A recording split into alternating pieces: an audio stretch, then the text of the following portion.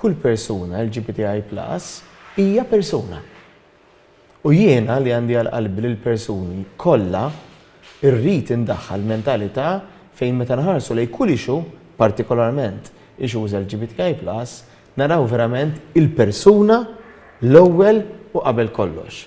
U mbagħad jekk hemm dogmi, jekk hemm idejat, jekk hemm sibijiet, wieħed irid jindirizza billi l-ewwel dejjem ipoġġi l-persuna.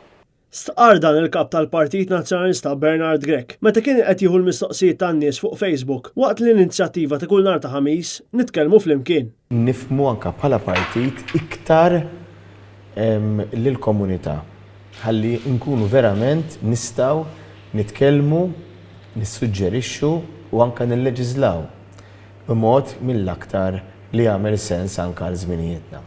Minkejja il-Partit Nazzjonalista kien il-partit li ġielet u daħħal il-liġijiet li jneħħu diskriminazzjoni fuq din il-komunità, il-kap tal-Oppożizzjoni rrikonoxxa li l-partit messu għamel aktar fejn jitlu l-unjonijiet ċivili bejn koppji tal-istess sess u grazzi għal maturità tal-ħsieb fil-istess partit, l-Oppożizzjoni waslet biex ivvutat favur l-emendi għaż-żwiġijiet ta' bejn il-koppji tal-istess sess għaliex fehmet ir-realtà ta' żmienna. F'kull qasam ma nistgħu qatt naħsbu li xi darba wasanna. Jien dejjem ninsisti li l-mument li naħsbu li wasanna u għal-moment fejn nibdew sejrin lura.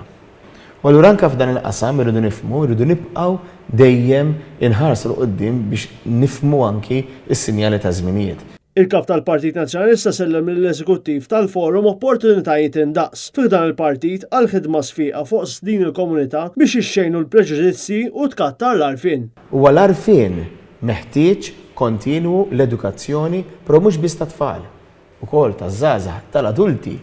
Anka adulti kbar li sfortunatament sal-lum għadhom jirreaġixxu u jitkellmu b'ċertu mod illi jaħsbu li mhux qiegħed jagħmel sara jew li mhux qiegħed iweġġa' imma jkun qiegħed iweġġa'. Hawn fakkar f'attakki li saru b'mod aħrax fl-aħħar xhur meta minn għalina li mxejna l-qudiem. Jekk maħniex se nifhmu li kull persuna magħmul minn ħafna emozzjonijiet minn qalb, jekk maħniex se nifhmu li għandna bżonn nibżgħu għal xulxin, x'inhi l-orjentazzjoni tiegħek, u x'inhu x-xogħol tiegħek, u x'inhu l-background tiegħek, u x'inhu l-livell soċjali tiegħek.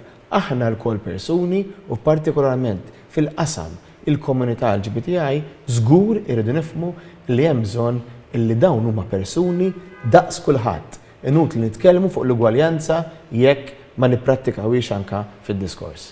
Fost il-proposti li sal qudiem biex id-drittijiet ċivili jiġu attwati b'mod holistiku, Bernard Grech qal li l-Partit Nazzjonalista se jindirizza b'serjetà il-gender pay gap biex kopri wkoll lil din il-komunità hekk kif id-diskrepanza għadha ta' 11.6%. Iż-żieda tas-sigurtà tal-komunità fil-pajjiż biex dawn ma jħossuhomx diskriminati u medda kif ukoll l-għarfien fost il-ġenituri. Tkellmu miegħi persuni illi jħossuhom illi batew ħafna fil-familja u din mhi xi ħaġa ta' 20-30 sena ilu mija xi ħaġa għalkemm brata ħafna inqas li għadha isseħħ illum u li jagħtaw illum persuni LGBTI+ li għadhom ibatu propju minħabba anke kif titratta magħhom il-familja. Il-kap tal-Partit Nazzjonalista qal li qed jara kif din il-maturità fil-ħsieb tkun riflessa fih dan il-Partit Nazzjonalista għaliex huwa partit li jħaddan id-diversità. Huwa partit li ħaġa jagħti spazju lid-diversità. It-tieni jifhem illi d-diversità tagħti iktar rikkezza, issaħħaħ, ittejjeb, tqawwi anki dak kollu li jkun qiegħed isir fih dan il-partit, anke d-diskussjoni politika. Anke meta nkunu qegħdin nagħmlu l-policies. Allura hemmhekk tara kemm id-diversità twassal biex ikollok iktar politika li tagħmel sens attwali u li tagħti anke frott tajjeb. U l-partit se jkun qed jkompli jaħdem biex mhux biss jilqa' kif dejjem għamel, kif qiegħed jagħmel, imma anke biex fid-diskussjoni tiegħu ma jalaqx sewwa il-bibien ħalli verament id-diskussjoni tkun waħda wiesa'.